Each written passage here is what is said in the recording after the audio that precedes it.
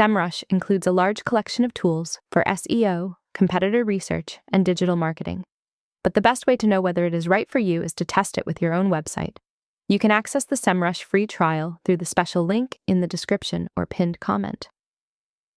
Avoid registering through the normal homepage, as the link will take you directly to the trial sign-up page. Once your account is set up, you can start exploring the platform and see how its features work with real data. Semrush can help you discover keyword opportunities, analyze competing websites, track your Google rankings, review backlinks, find technical SEO problems, and improve your content strategy.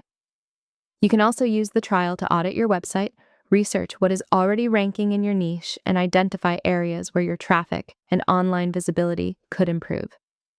This gives you an opportunity to properly evaluate Semrush before paying for a subscription. Instead of relying on reviews or feature lists, you can test the tools yourself and decide whether they are useful for your website, business, or marketing goals. To get started, click the Semrush free trial link below or in the pinned comment, create your account, and follow the instructions displayed on the page.